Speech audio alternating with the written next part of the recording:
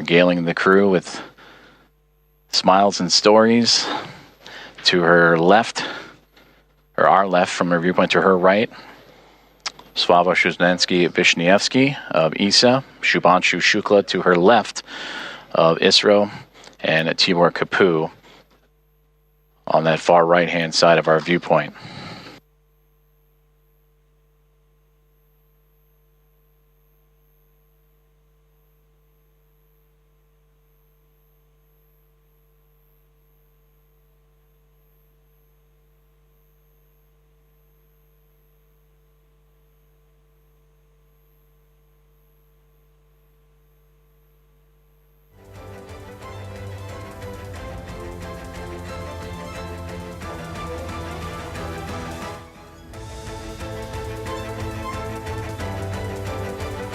The crew is safely aboard the International Space Station. Welcome again to Axiom Mission 4. And we are continuing to target a formal welcome remark from the crew and being joined by the Expedition 73 team as well. That'll be at approximately 8:35 a.m. Central Time.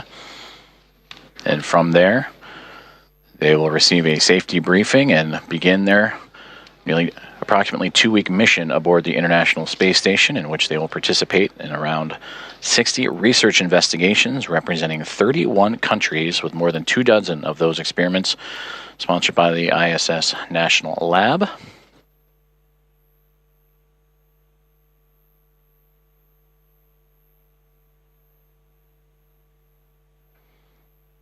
And there they all are, waving back at our coverage here inside of the International Space Station Flight Control Room. Station Houston on 2. Thanks for the wave. Great to see everybody.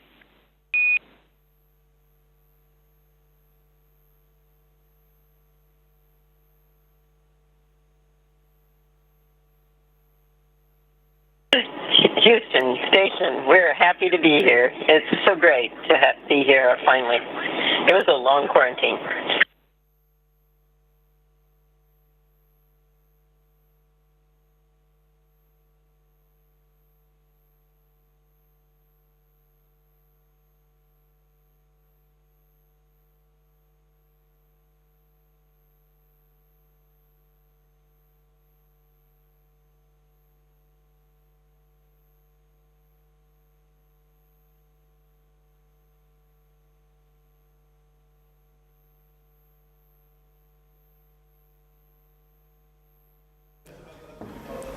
So that there you can see the 4-member crew of the Axiom 4 flight, including Shubhanshu Shukla from India, taking their first sips aboard the ISS. It's like a welcome drink that they're having. This has been a long journey for them, a day-long plus journey for them, and a critical maneuver as far as the docking is concerned. And finally, they're aboard the ISS, where they're going to stay for the next 2 weeks. We are expecting to hear from each of the crew members, including Shubhanshu Shukla, a little bit more in detail, but they are going to be taking some briefings and rest as we speak.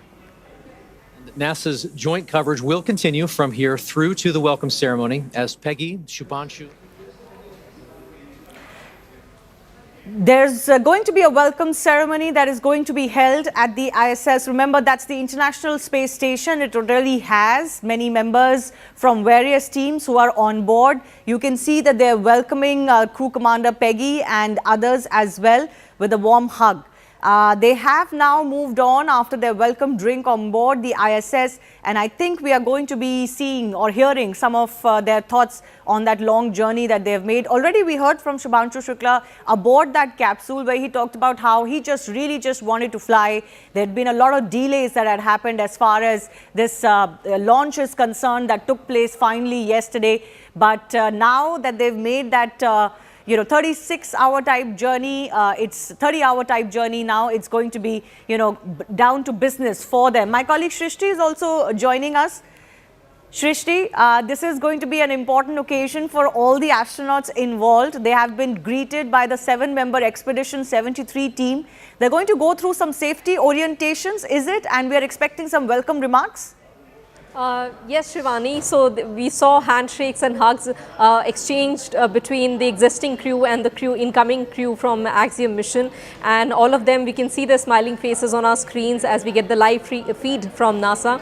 And so, like you said, they have been offered welcome drinks because it's really been a long journey for them. The spacecraft lifted off from Kennedy Space Center around 12:01 p.m. on Wednesday, and it's docked with the International Space Station at 4:01 p.m. So over the next few minutes, we'll see that the existing crew of which is Expedition 73 at the International Space Station, so they will give a safety briefing to all the four crew members in order to, this is a standard protocol. Anytime there's an incoming crew, they're actually given a know-how of what is the situation aboard ISS, what are the safety considerations. They'll also be updated about the kind of experiments which are happening there. A basic update will be given. Following that, we'll see a formal ceremony, which is the welcome ceremony traditionally organized, when they will welcome all the four crew members, including Group Captain Shukla, Peggy Whitson, Slavos Ozanki, and Tibor Kapu.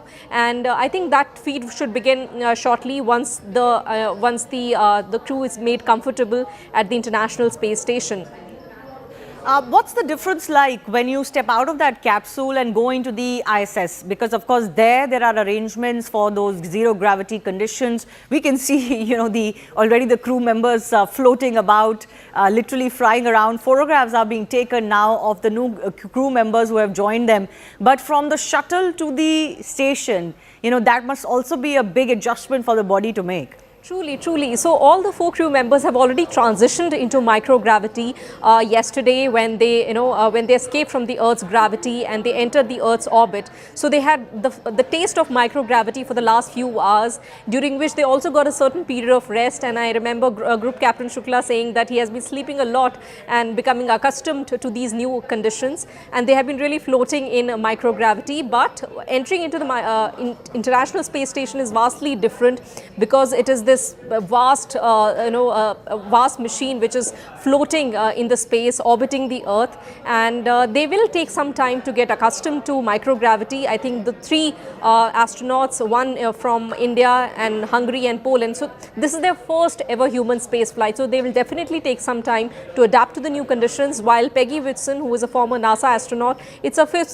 space flight, so I don't think she will have, she'll take more time in adjusting to these new conditions. But yes, they will be educated and they'll be informed about the current situation aboard ISS. So that will definitely take some time, and we can get to know a little more once they once they really exchange their welcome remarks shortly after. Yes. So huge occasion this. We have to, of course, take into account, what is happening. I'm very tempted to use the phrase, the gravity of the situation, with all the puns intended. But of course, this is the no gravity situation where Shubhanshu Shukla and other crew members have now found themselves in. They've trained for exactly this, Shrishti, and huge moment really, a moment that will be remembered for times to come, because Shubhanshu Shukla has become only the second Indian to be in space, and of course the first on the International Space Station, because it only came into being after Rakesh Sharma's flight. Definitely, cosmonaut Rakesh Sharma went into space since 1984, and as Group Captain Shukla said, he was born in 1985, so he grew up listening to stories about Rakesh Sharma. Of course, India did not have an astronaut program till then, so it was very difficult to even imagine or even aspire to become an astronaut. But what he did was that he got really motivated by the Indian Air Force, and he joined Indian Air Force. And there in 2019, when India announced its Gaganyaan program and called in applications from people across the country, that's where his journey began. And since 2019, he, along with three others, Group Captain Nair, Group Captain Krishnan and Group Captain Angad Pratap, all four of them have been intensively training for Gaganyaan. But out of four of them, he got the opportunity last year to train for Axiom Mission 4, and over the last year he has been training extensively at the Russian facility, at NASA facility for Axiom Mission 4. Although the mission really got delayed multiple times over the last 1 month, we have been getting a new date every few days. But it's great to know that the mission lifted off seamlessly, docked with the International Space Station flawlessly, and is now just few minutes away from making that historic speech about the International Space Station. Yes, as you pointed out, cosmonaut Rakesh Sharma went into space for the first time, but he did not enter the International Space Station, which came into being much later. But Group Captain Shukla will get that great opportunity and definitely write his names in the history books of India's space journey. Yes. Well, that space journey is going to get a huge boost from this trip. Yes, this is a joint venture. It's also a private company sponsored venture, but ISRO is a part of this venture. We have an Indian astronaut. This is because it's a build-up step to India's own manned mission into space, which is Gaganyaan. And lots of critical understandings will come into being from this experience, both for Shubhanshu, who can, then forward that experience to his fellow Gaganauts who will be taking part in the Indian program. But also, what is the other learnings that, for example, ISRO is hoping to achieve? Yes, so see, the major objective behind having this private space collaboration was Gaganyaan. So Gaganyaan is the most ambitious space mission that India has going to undertake in the next 2 years. It is the first time we have never flown our astronauts into space before. So before taking that humongous exercise, I think this private space collaboration will kind of boost our confidence and that of our astronaut when the space flight actually happens 2 years down the line. Over the last 1 year, he has been exposed to the NASA facilities and now at the International Space Station. And also, I think, Shivani, what we should be, I take proud of the fact that he's also serving as the main pilot aboard this mission. And of course, it's a private collaboration. Axiom Space is a US-based space agency and it has been organizing private space flights. Rather, it gives the opportunity for other countries, in this case also Hungary and Poland, to organize their space flights, allow their astronauts to get an opportunity to train for something like this. Along with India, both Hungary and Poland, it marks their return to space flight as well. And NASA, of course, is spearheading the mission. Also, I think I would like to tell our viewers that NASA, although NASA, NASA's space journey began much earlier. But since 2011, it has also been kind of diverting toward its routine missions to private space agencies like Axiom Space so that it can now focus on bigger interplanetary missions. It has announced its Artemis program to go back to the moon and then, of course, Mars. So it's focusing on those bigger missions while these routine space flights to the International Space Station will now be undertaken by the private space agencies. In this case, Axiom Space and, of course, SpaceX, which has provided us the Falcon 9 rocket for a mission like this. So private space collaboration, I'm sure we'll get to see more of them in the coming few years as well.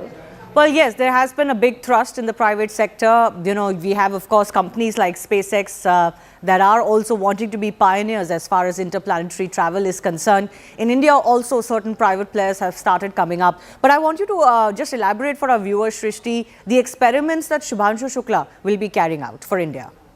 So, Shivani, this Axiom Mission 4 has about 60 experiments on board, 60 experiments which all these 4 crew members are going to conduct over a period of next 2 weeks. And these 60 experiments are coming from 30 countries, which also include Saudi Arabia, US as well. So, out of them, 7 have been shortlisted by the Indian Space Research Organization. And even the shortlisting of these experiments was a very intensive process because scientists from various institutes, they sent in their experiment proposals, out of which 7 were selected. So out of them, I think the main are, they also carry like samples of microalgae and cyanobacteria to understand how they really grow in space, and these microbes can really be helpful in the coming years because they allow the astronauts to, they also serve as food for the astronauts and also provide oxygen support. Secondly, there are experiments to study how the microgravity impacts your muscle growth, and can some supplements be given to prevent that degrowth from happening. And of course, astronauts stay in microgravity for such a long period of time. So what happens when they get exposed to those screens for such long period of time? So various key areas, and of course we'll also be growing seeds. I mean, germination of seeds will happen in order to. So this is like a first step to space farming that will definitely become a reality in the coming years. And there are experiments from different countries which also focus on more studies about diabetes and cancer growth as well. I just want to understand from you, Shrishti, it's not like there isn't enough experience available globally of what it takes to travel into space. Many astronauts have been at the International Space Station for weeks. We've had, of course, a 2-member crew, including Sunita Williams, that was stuck for an extended period of 9 months. That was unimaginable. Why is it that India is having to carve out this journey of its own manned mission on its own? What kind of collaboration or exchange of information exists in the space industry? Is it very competitive? Do nations not share their expertise so that others can also do something? So I think space is one area where we have seen remarkable international cooperation. I mean, the International Space Station itself bears testimony for the fact that all these countries have been uniting in this kind of research. Remember in 2000 when the International Space Station actually came into being, it came as an example of a collaboration. There was the US-based NASA, Russia-based Roscosmos, then there was the space agencies from Canada as well as Japan which collaborated, and they launched several modules to make this International Space Station, and it has been orbiting the Earth for almost 25 years now. And I think 5 years down the line when it matures, and then we'll have another space station, private space station to be built by Axiom Space. Now, see, India is among the leading spacefaring nations in the world now. This list is of course dominated by US-based NASA, then Russia, which was formerly the Soviet Union. China is really coming up fast, and Japan is also a key contender. So at a time like this, I think it becomes important for us, also to have our astronaut program.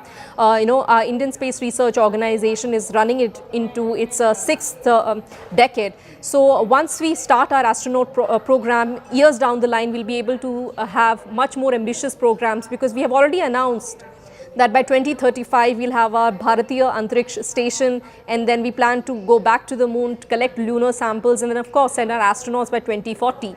So this is like that first step in that long journey, and I think it's a good time to start that start that process now. Just tell our viewers a little bit about how this collaboration came into being. ISRO, of course, had announced its ambitions to launch that manned mission a while ago, and they're working on a very strict or a tight timeline. Things can sometimes get out of hand. But how did this collaboration of ISRO, SpaceX, and Axiom come about? Yes, so India and US have partnerships going on in different scientific areas. Space is one of them, and I think we also partnered with the NASA on the Artemis program, considering that we are also keen to go back to the moon. And so this collaboration also was a part of it, because see, apart from Axiom mission, I would also just like to draw attention to another space collaboration. If you remember the NISA program that we have launched, where India and the US scientists are working on this, one of the most extensive Earth observation satellite. In the coming few weeks, we'll also saw that launch also happening. So Axiom Space is the go-to private space agency for NASA when it wants to send its astronauts to the International Space Station, and that is the kind of opportunity that India really tapped into. Axiom Space has carried out 3 space flights before, I think beginning in 2021. The last space flight was, I think it happened in 2024. So when this collaboration was inked, then we selected one of our astronauts to train there, and over the last 1 year he had been training there.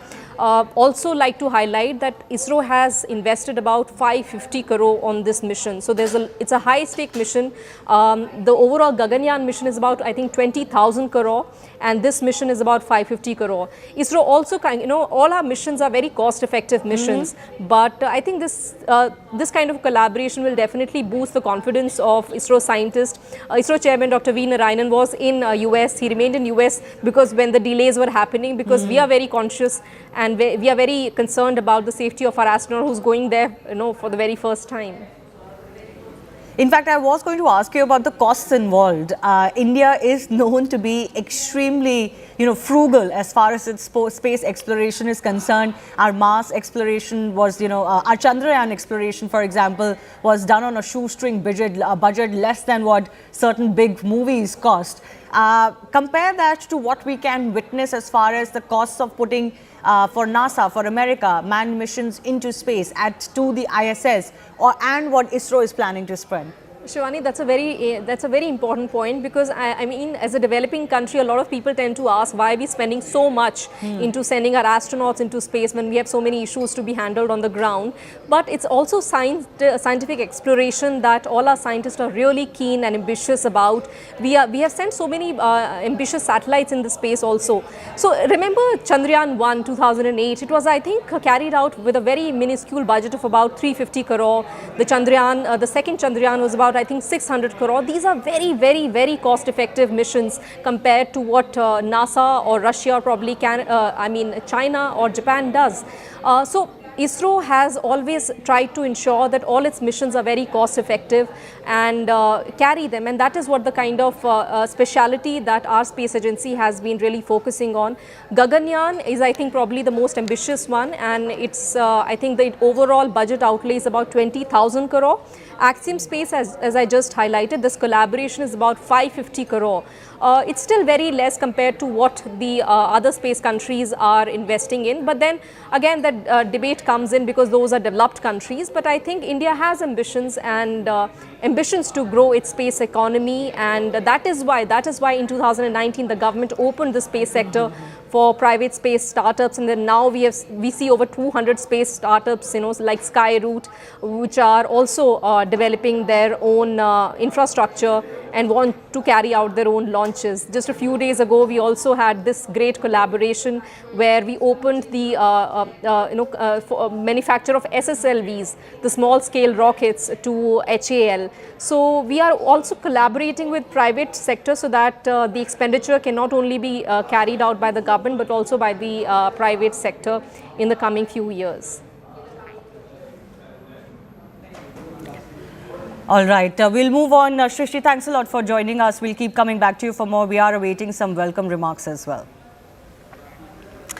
Well, our other focus is Punjabi singer and actor Diljit Dosanjh has found himself at the center of a major controversy following the casting of Pakistani actress Hania Amir in his upcoming film, Sardaar Ji 3. The decision has sparked significant backlash from various quarters, including the Federation of Western India Cine Employees. While the body slams the casting choice, filmmakers defend the decision as it predated the recent tensions between India and Pakistan. Regardless, it's a call that is being seen one in line of many that not only aim to sidestep but also provoke India's sensibilities. Let me just take you through what each side is saying, exactly who is in the right. Diljit said that the casting was done before Pahalgam attack happened. The film was shot in February before tensions were high.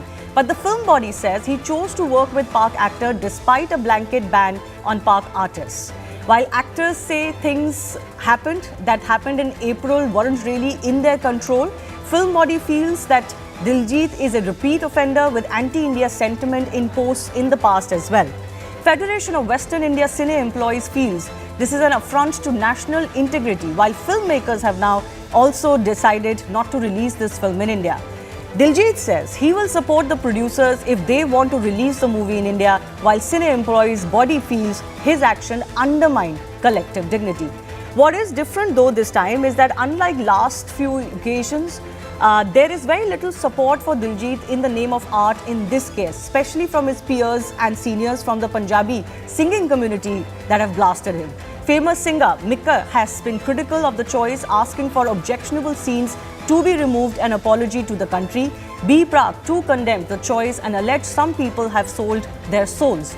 Guru Randhawa has joined in saying don't manipulate Indians with another controversy.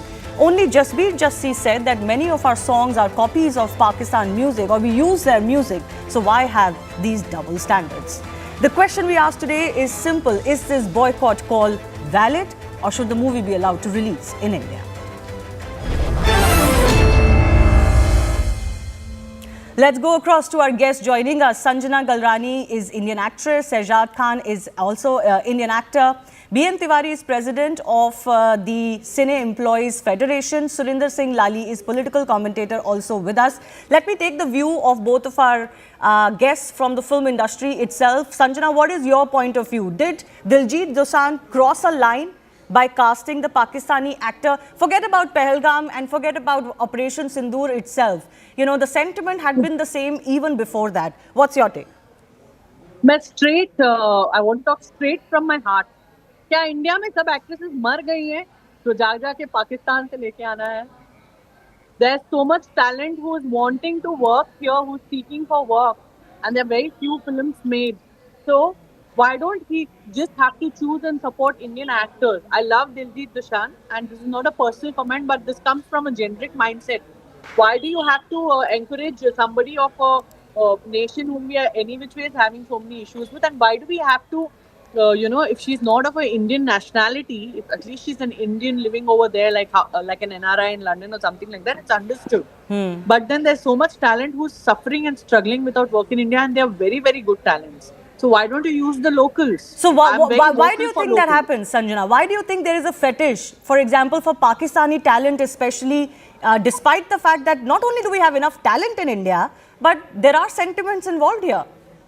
Obviously, see, even if you see cricket, for example, for the smallest example, if there's India playing with any other nation, we are not worried. But when it's India and Pakistan, because of the kind of a crucial history that we have of the partition and everything, we want India to win and we want India to be superior. While at the same time, why don't we give superiority to Indian talent when it comes to the film actresses as well? You know, it's what I would like to say, and I definitely condemn the choice of casting maybe even singers from Pakistan or maybe even actors from Pakistan. Yeah. I am an Indian, I bleed Indian, मैं Hindustani हूँ, and I will support India and Indian talent on any given platform. And there's no debate on that. It might be American or any London talent who's earning in dollars or pounds or superstar in their place. Still, I will stand for my India and my Indian talents only. Yeah. Shehzad Khan, there is a certain line that artists, not just artists, anybody from any profession should not cross. When you know that sentiments are important. Now, as an actor, as an individual, if you have a choice that, okay, I want to work with so-and-so, fair enough, go ahead.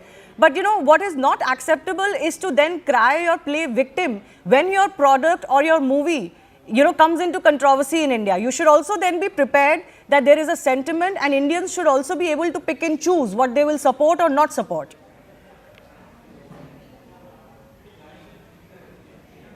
Sir, I think you are on mute.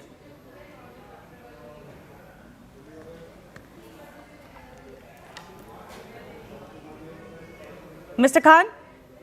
I would also like to add here that have you ever seen any Pakistani casting any Indian talent ever in the history of India or ever in the history of the world? We never happened to see a Pakistani film director or Pakistani television serials, which they're so famous with, cast any Indian talent. So what is the need for India to forget about their own talent and give preference to the others? Yeah. And when such sensitive situations occur, they come in as activists and they condemn India in sensitive situations. Yeah. I have seen talents who have worked here, like that woman named Mahira. I think she worked with Shah Rukh Khan. She really spoke very bad about India when the Pahalgam attack happened, and this is what we deserve. That they come. You're absolutely right. You're absolutely right. We give them work, and then we take a slap on their face in social media when something sensitive happens. I have no problems if Pakistanis are supporting their own country. That's fine. But then, as Indians, Indians are allowed to support India too, even at the cost of other nationalities.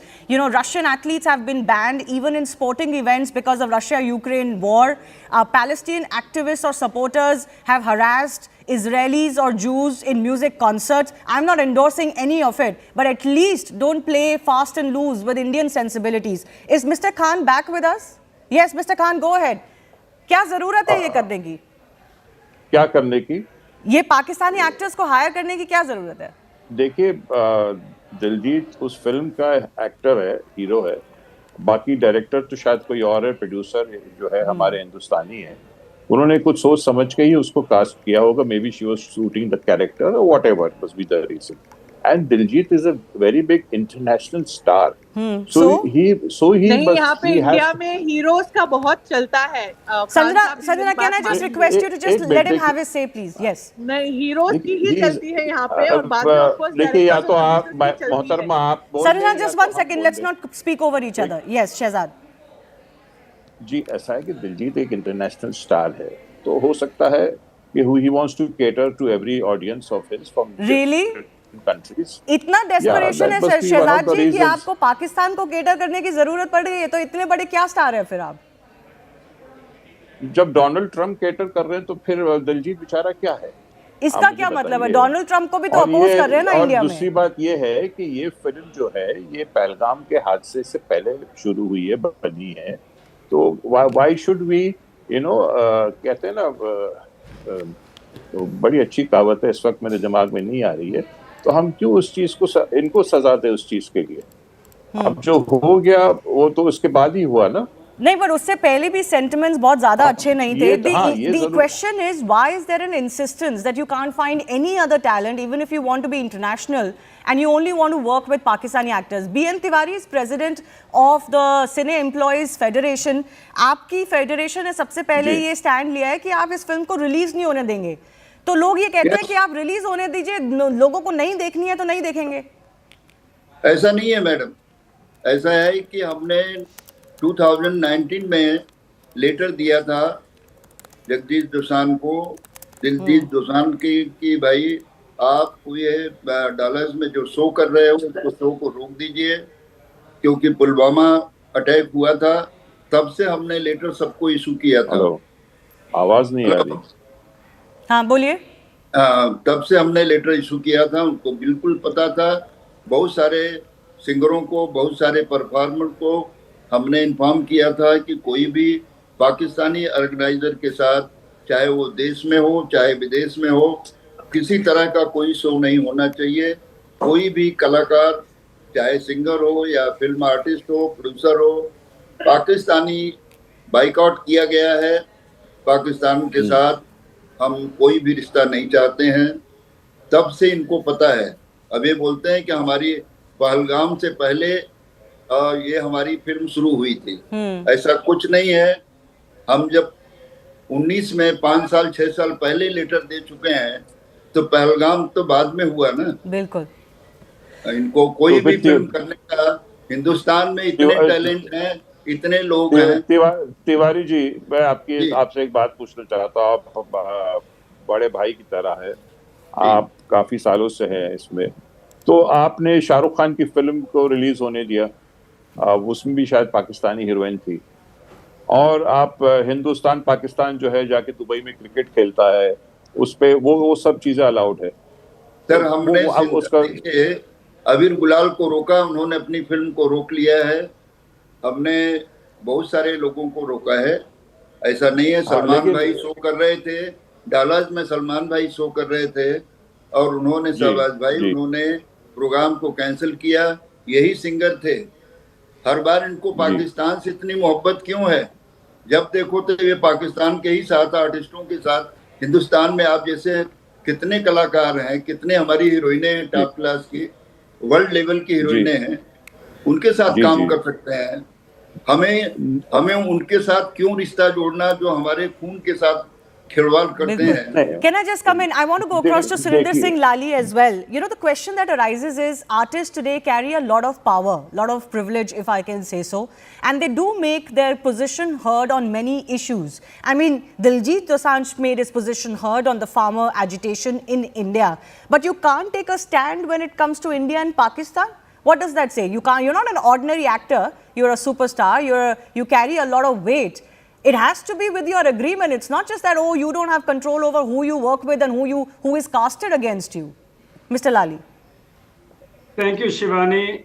Shivani, my shirt is dear to me, but more dear to me is my skin. Now, what am I trying to say in that? You know, contracts, finances, concert shows will come and go. But Diljit has to understand that end of the day, he is a Punjabi Indian star who comes out of India. I wear a turban too. 3/4 of the world still does not differentiate between a Sikh and an individual from Iran or somebody from Africa also wears a turban. So I feel Diljit has to understand that the sensitivities of the armed forces, people whose families have been fighting from 1947 till Operation Sindoor, are far more important, because once you become a celebrity, you come with a lot of responsibility. So that's one thing. And the other thing is, you know, you've been asking this question to the other panelists, that why this obsession for Pakistan? Shivani, when India was divided in 1947, 65% of Punjab went to them and 35% came to us. And out of the 24 crore population of Pakistan, 67% of them is Punjabi, which means that the number of Punjabis living in Pakistan is 3.5 times more than the Punjabis in India. Our Punjab's population is 3 crore, another 2 crore, the likes of me who live outside, Punjab. So there it's all, as they say in America, it's all about money, honey. That's why they get Pakistani stars, because then they get to open their audiences to 3 times more Punjabis that live out of it. And my only last point would be that Diljit has to understand one thing, that is this country that has made him a star. So he cannot be insensitive to the feelings of Indians, because he comes with a lot of responsibility, all that love and adulation. He has to be the right role model, because in today's day and age, when the family system is almost getting nuclear, a lot of people look for role models for such stars. They follow them more than they follow their parents. Yeah. So my 2 cents to Diljit would be that losses will come and go, whatever it happens, you have insurances.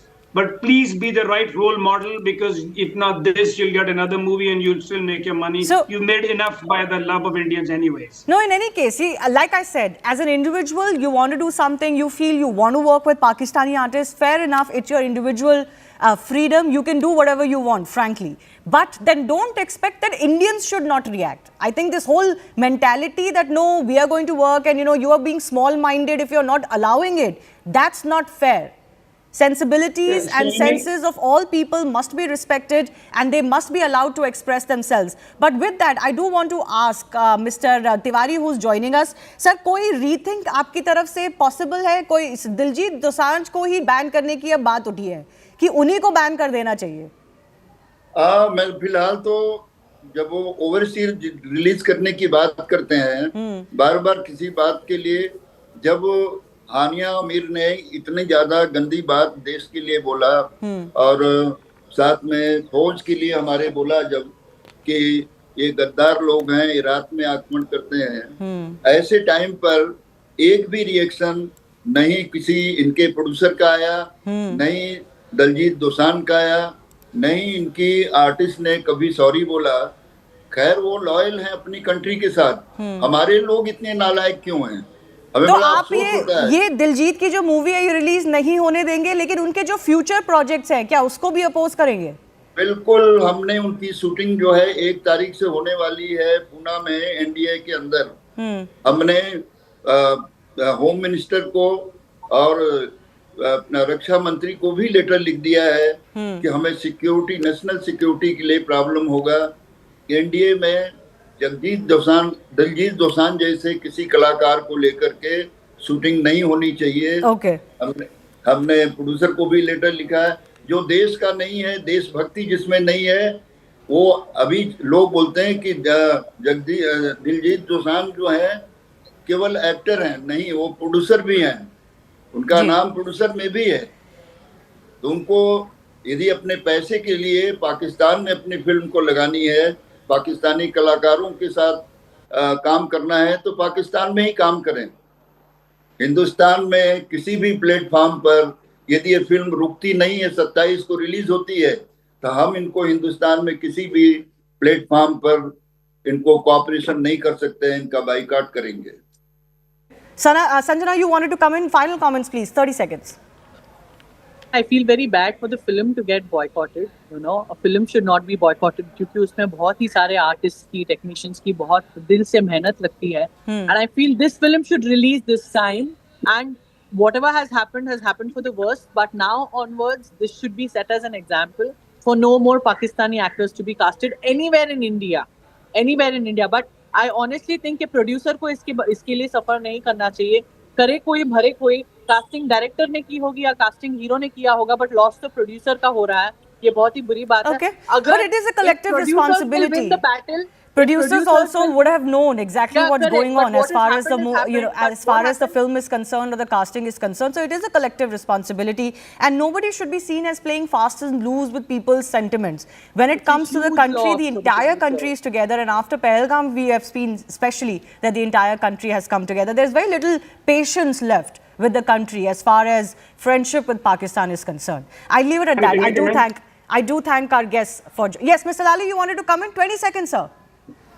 20 seconds. Diljit wears a turban and so do I. We are less than 2% of the Indian population and 8% in the Indian army. So Diljit has an added responsibility to live up to the high morals and the brand value which this article of faith brings to the sword arm of India. We're the martial community. Okay, sir. Thank you so much. I do thank our guests for joining us. Moving on, after a very short break, we'll get you the other big story we're tracking. India has showed Pakistan and China both a mirror at the SEO meet. We'll get you the details in just a bit.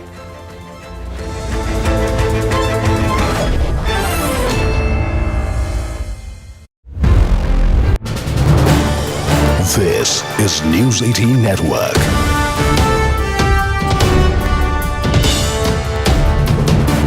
India's largest news network. Welcome back. Staying with our live and rolling coverage from inside the ISS. We are bringing you these live visuals as, remember, the docking of the spacecraft of Dragon, SpaceX's Dragon has finally happened. And what you can see over there are visuals from inside the ISS, which are being live streamed by NASA as that hatch has been opened. And what you're witnessing right now are historic visuals of those 4 astronauts which have finally arrived.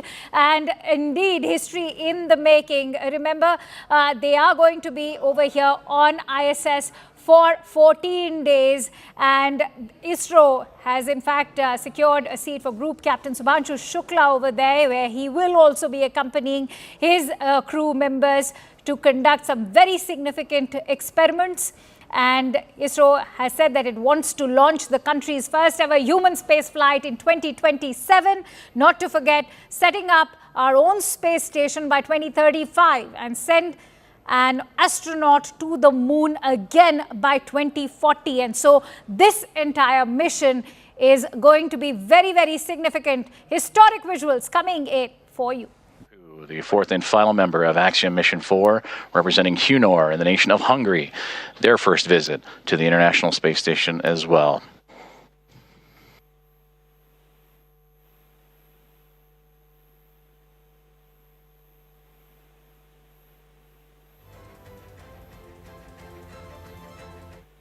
Great big hugs and handshakes across all members of Expedition 73. And Axiom Mission 4 is Anne McLean and Nicole Ayers of NASA, along with Johnny Kim, Kirill Peskov, Sergei Ryzhikov, and Alexei Jabritsky of Roscosmos, and Takuya Onishi, commander of Expedition 73 and of JAXA, with handshakes and hugs for Peggy Whitson, Shubhanshu Shukla, Sławomir Uznański-Wisniewski, and Tibor Kapu. And with their arrival to the International Space Station, that now makes 288 visitors to the orbiting laboratory.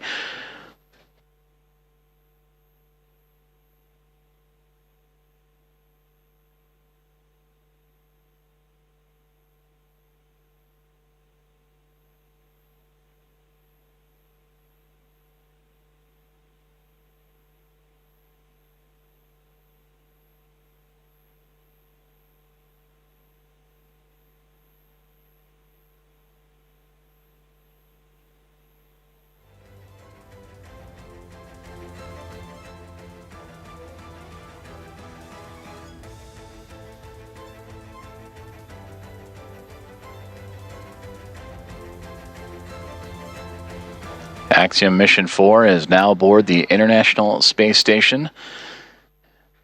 Commander Peggy Whitson, in her return to the orbiting laboratory, her 5th flight. 3 is a member of NASA, and her 2nd as commander of Axiom, an Axiom Space private astronaut mission, commander of Axiom 2 and here of Axiom 4. regaling the crew with smiles and stories. To her left, or our left from her viewpoint, to her right, Slava Shuzhnensky-Vishnievsky of ISA, Shubhanshu Shukla to her left of ISRO, and Tibor Kapu on that far right-hand side of our viewpoint.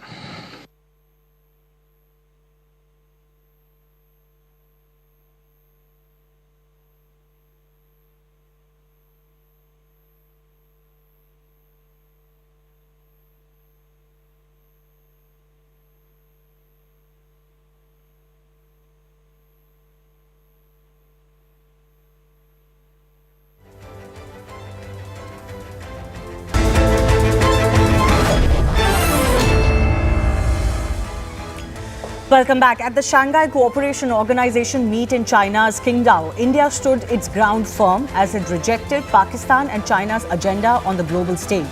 Sending a stern message to India's neighbors, Defence Minister Rajnath Singh refused to sign the joint statement that was being presented. The reason?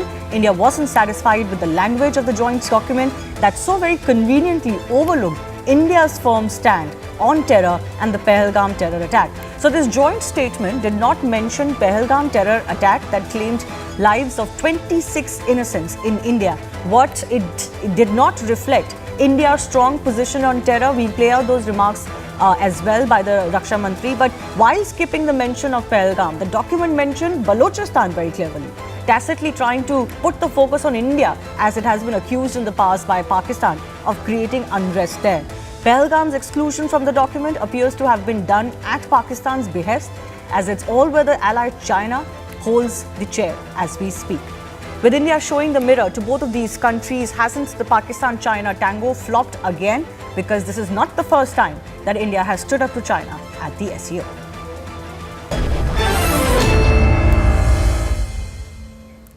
Let's go across to our guest joining us, Ashok Sajjanhar, former Indian diplomat, Professor Swaran Singh, Professor of the Center for International Politics at JNU, also joining us. Gentlemen, thanks a lot for your time.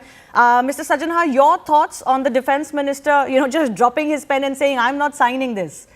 Do you think India was alert and smart to the fact that, we're not going to allow this happen? This is not the UN where you have greater might. At least here, India will not sign such a document. Yeah, thank you very much, Shivani. Absolutely. I think what India has demonstrated is that it walks the talk. India has very clearly stated that we have zero tolerance to terror. We have, will not be cowed under nuclear blackmail as far as terror from Pakistan is concerned. And we will, if there are terror attacks, we'll hit back. The punishment will be very severe. And if there is no mention of the cross-border terrorism, then of course India is going to push back. I think India has demonstrated that where its interests are involved, its self-interests are involved, its sovereignty and territorial integrity is involved, India will stand its ground and it is not willing to sign on the dotted line, so to say. So I think the message is very clear. This isn't the first time that India has stood up at SCO. It has also repeatedly, 3 times, if I can remember correctly, refused to sign a joint statement, Professor Swaran Singh, when it came to the BRI, for example. But what do you make of attempt today to not include Pahalgam, not include India's right to defend its territorial integrity, instead mention Balochistan? Clearly, I think it's a myopic focus of the host, China. And as a host, a country has to be very careful to ensure that the joint statement really comes out. And in Shanghai Cooperation Organization, which works on consensus, obviously a mischievous attempt to create a joint statement which is very biased resulted in no joint statement. So.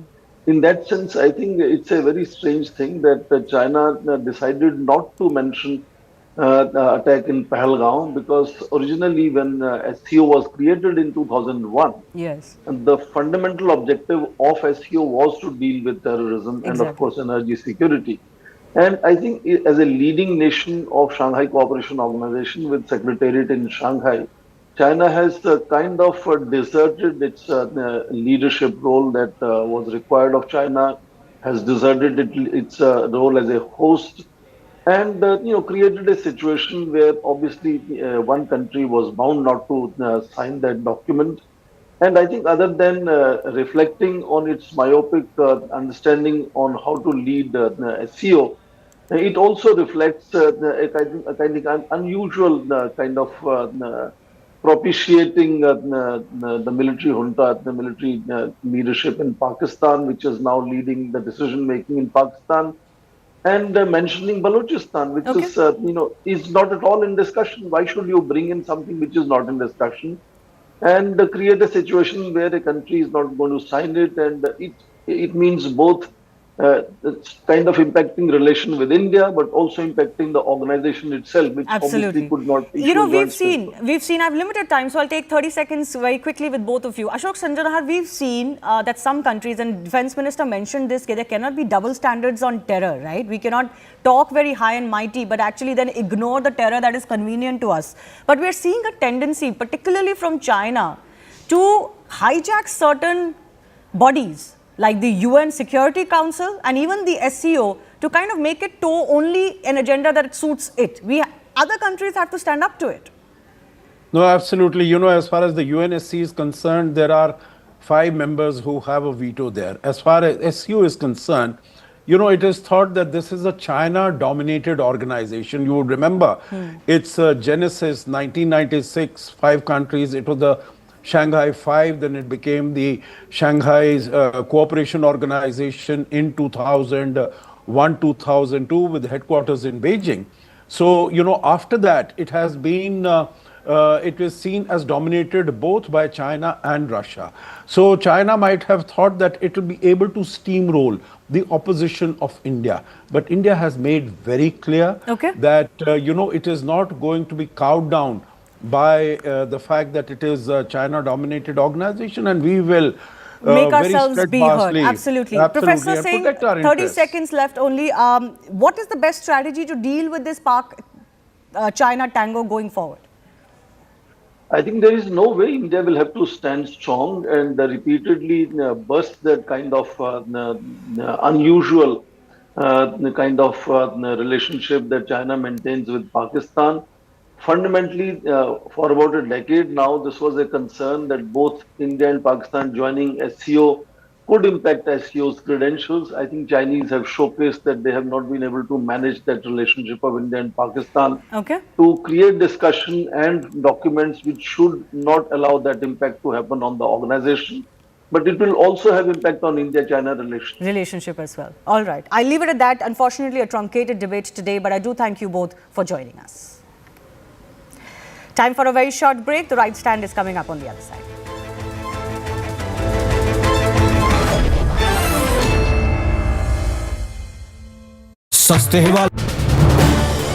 This is News 18 Network.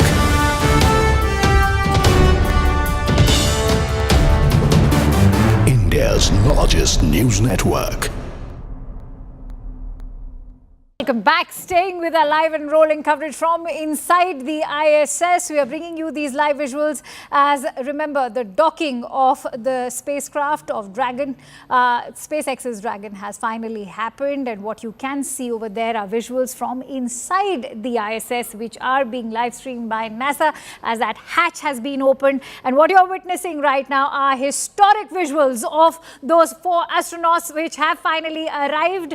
And indeed, history in the making. Remember, they are going to be over here on ISS for 14 days, and ISRO has in fact secured a seat for Group Captain Subhanshu Shukla over there, where he will also be accompanying his crew members to conduct some very significant experiments. And ISRO has said that it wants to launch the country's first ever human space flight in 2027. Not to forget, setting up our own space station by 2035 and send an astronaut to the moon again by 2040. And so this entire mission is going to be very, very significant. Historic visuals coming in for you. The 4th and final member of Axiom Mission 4, representing Hunor in the nation of Hungary, their first visit to the International Space Station as well.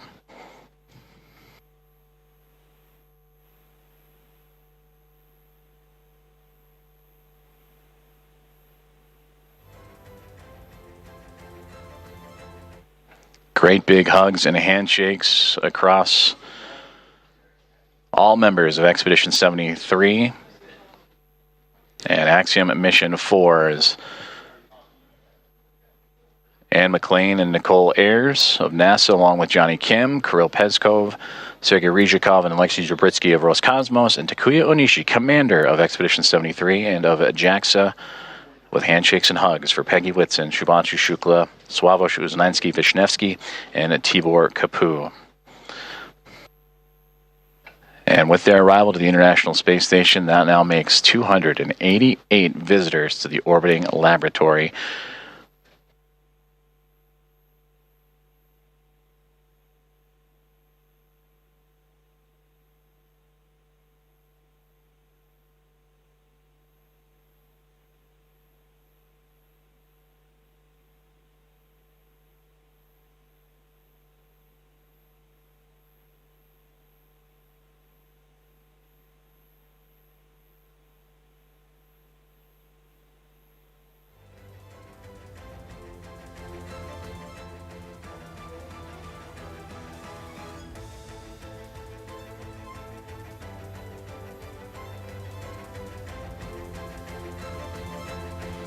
Axiom Mission 4 is now aboard the International Space Station. Commander Peggy Whitson, in her return to the orbiting laboratory, her 5th flight. 3 is a member of NASA, and her 2nd as commander of an Axiom Space private astronaut mission, commander of Axiom 2 and here of Axiom 4. Regaling the crew with smiles and stories. To her left, or our left from her viewpoint to her right, Sławomir Uznański-Wisniewski of ESA, Shubhanshu Shukla to her left of ISRO, and Tibor Kapu on that far right-hand side of our viewpoint.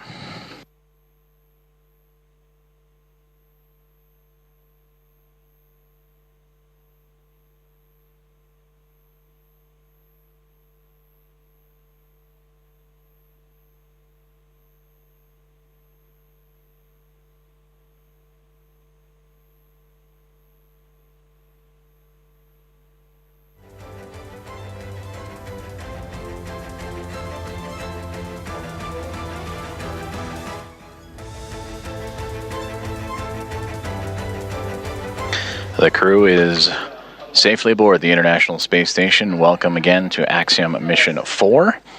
And we are continuing to target a formal welcome remark from the crew and being joined by the Expedition 73 team as well. That'll be at approximately 8:35 a.m. Central Time. And from there, they will receive a safety briefing and begin their approximately 2-week mission aboard the International Space Station, in which they will participate in around 60 research investigations representing 31 countries, with more than 24 of those experiments sponsored by the ISS National Lab.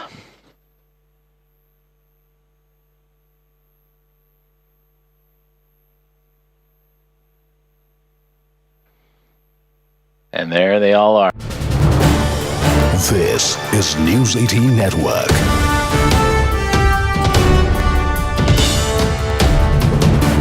India's largest news network.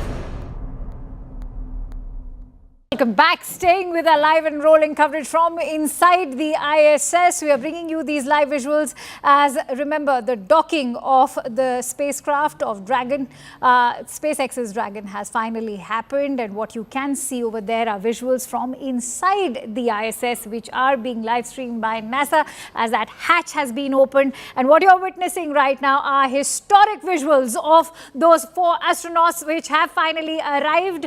And indeed, history in the making. Remember, they are going to be over here on ISS for 14 days, and ISRO has in fact secured a seat for Group Captain Shubhanshu Shukla over there, where he will also be accompanying his crew members to conduct some very significant experiments.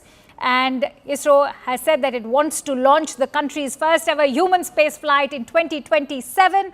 Not to forget, setting up our own space station by 2035 and send an astronaut to the moon again by 2040. And so this entire mission is going to be very, very significant. Historic visuals coming in for you. The fourth and final member of Axiom Mission 4, representing